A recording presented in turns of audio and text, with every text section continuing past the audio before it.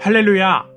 대림절의 마지막 밤을 향해 가는 오늘, 하나님 나라의 빛이 우리의 삶과 공동체 가운데 더욱 분명히 비추기를 간절히 원합니다.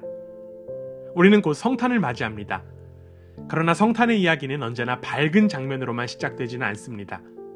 성경은 때로 가장 중요한 순간을 한 사람의 깊은 고민과 선택의 자리에서 시작합니다. 오늘 본문에는 노래도 없고 환호도 없습니다. 대신 한 사람이 등장합니다. 그의 이름은 요셉입니다. 그는 설명해야 할 상황 앞에 서 있고 누구도 대신해 줄 수 없는 선택의 순간을 마주하고 있습니다. 우리는 이 자리에서 한 사람의 선택이 하나님 나라와 어떻게 연결되는지를 함께 바라보고자 합니다. 요셉의 이야기를 통해 성탄을 통해 시작되는 하나님 나라의 의미가 우리 가운데 더욱더 분명해지기를 소망합니다. 마태는 요셉을 의로운 사람이라고 소개합니다. 그러나 본문이 말하는 요셉의 의로움은 율법을 엄격히 적용해 옳고 그름을 가려내는 차가운 정의가 아닙니다. 요셉의 의로움은 위기의 순간에 어떤 선택이 생명을 살리는가를 묻는 의로움입니다. 마리아의 임신 사실이 드러났을 때 요셉은 자신의 명예를 지키는 길과 한 생명을 보호하는 길 사이에 서게 됩니다. 요셉에게는 여러 선택지가 있었습니다. 율법에 따라 마리아를 고발함으로써 자신의 억울함을 밝힐 수도 있었고 사회적으로 정당한 판단을 내릴 수도 있었습니다. 그러나 그는 옳음을 증명하는 길보다 다른 한 사람의 삶을 무너뜨리지 않는 길을 선택합니다. 이는 회피나 우유부단이 아니라 하나님 나라의 질서를 향한 분명한 선택이었습니다.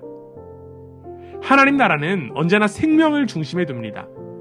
하나님 나라는 누군가를 희생시켜 정의를 세우는 나라가 아니라 자신을 낮추어 생명을 살리는 나라입니다. 요셉의 선택은 크고 눈에 띄는 결단은 아니었지만 그 선택 위에 하나님 나라는 이미 이 땅에 뿌리를 내리기 시작했습니다. 우리는 종종 정의를 말할 때 강한 주장과 분명한 판단을 떠올립니다. 그러나 성경은 하나님 나라의 정의가 때로는 관계를 지키고 생명을 보존하는 선택으로 드러난다는 사실을 분명히 보여줍니다. 요셉은 말로 하나님 나라를 선포하지 않았지만 한 생명을 살리는 선택으로 그 나라를 증언합니다. 하나님 나라는 이렇게 한 사람의 삶 속에서 생명을 향한 선택이 이루어지는 자리에서 시작됩니다. 요셉의 선택 한가운데에 하나님은 말씀으로 개입하십니다. 주님의 천사는 꿈속에서 요셉에게 나타나 두려워하지 말라라고 말합니다. 이 말은 단순히 요셉의 불안을 잠재우기 위한 위로가 아니라 하나님 나라의 역사 속으로 들어오라는 부르심입니다. 하나님은 요셉을 상황에서 벗어나게 하지 않고 그 상황 안에서 하나님의 뜻을 보게 하십니다. 천사는 태어날 아이의 이름을 예수라 부르라고 명합니다. 그가 자기 백성을 그들의 죄에서 구원할 것이다. 이 선언은 이 아이가 단지 한 가정의 자녀가 아니라 하나님 나라의 왕으로 오신 분임을 밝히는 말씀입니다. 죄에서 구원하신다는 것은 개인의 도덕적 회복을 넘어 죄가 만들어낸 왜곡된 세상 질서를 바로잡는 통치의 시작을 의미합니다. 이어 마태는 이 사건이 이사야의 예언을 성취하는 일이라고 말합니다. 보아라, 동정녀가 잉태하여 아들을 낳을 것이니 그의 이름을 임마누엘이라 하리라. 여기서 임마누엘은 감정적인 위로의 표현이 아닙니다. 이는 하나님께서 자기 백성과 함께 거하시며 다스리기 시작하셨다는 언약적 선언입니다. 하나님은 멀리 계신 분이 아니라 자기 나라를 세우기 위해 백성 가운데로 들어오시는 왕이십니다. 중요한 점은 이 선언 이후에도 요셉의 현실이 즉시 달라지지 않는다는 사실입니다. 오해는 여전히 남아있고 위험도 사라지지 않았습니다. 그러나 하나님은 상황을 제거하는 대신 요셉에게 자기 나라가 이 땅에 뿌리내리는 과정에 참여하도록 부르십니다. 요셉은 보호받는 개인이 아니라 하나님 나라의 시작을 떠받드는 사람으로 부름받습니다. 임마누엘은 괜찮아질 거야 라는 말이 아니라 하나님 나라가 이미 시작되었다는 선언입니다. 그리고 그 선언은 지금 요셉의 삶 한가운데에서 현실이 되고 있습니다. 요셉의 이야기는 말로 끝나지 않습니다. 본문은 이렇게 기록합니다. 요셉은 잠에서 깨어 일어나서 주님의 천사가 말한 대로 행하였다. 요셉의 순종은 감정의 고백이나 결단의 언어로 표현되지 않습니다. 그는 설명하지 않고 해명하지 않으며 다만 행합니다.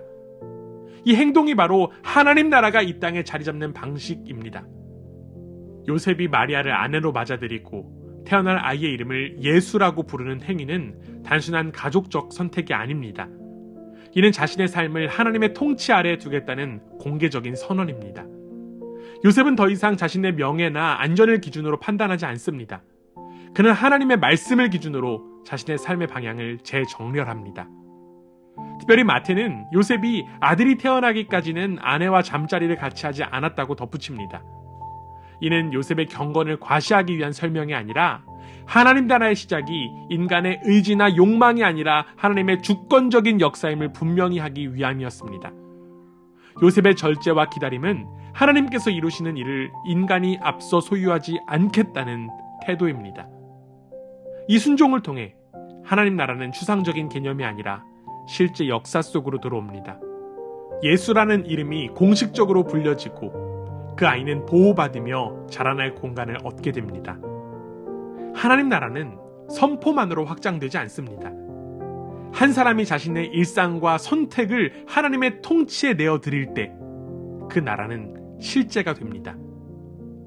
요셉은 위대한 말을 남기지 않았지만 그의 순종은 하나님 나라의 시작을 떠받치는 기둥이 되었습니다. 이처럼 하나님 나라는 이렇게 조용히 그러나 분명하게 세워집니다. 말보다 삶으로, 이해보다 신뢰로, 계산보다 순종으로 말입니다. 사랑하는 여러분, 오늘 본문은 하나님 나라가 선언으로만 선포되는 것이 아니라 한 사람의 선택을 통해 이 땅에 실제로 시작되었음을 보여줍니다. 하나님 나라는 감동적인 이야기로 소비되는 것이 아니라 삶의 자리에서 생명을 살리는 순종으로 드러납니다. 요셉의 선택은 말보다 행동으로, 자기 보호보다 하나님의 뜻을 앞세우는 순종이었습니다. 그렇게 하나님 나라는 한 사람의 삶 안에 자리 잡기 시작했습니다. 성탄을 맞이하는 이 밤, 우리는 이야기의 청중이 아니라 하나님 나라에 참여하는 백성으로 부름받고 있습니다. 우리의 자리에서 하나님 나라의 통치가 드러나도록 생명을 살리는 순종으로 응답하는 우리 모두가 되기를 주님의 이름으로 축원합니다.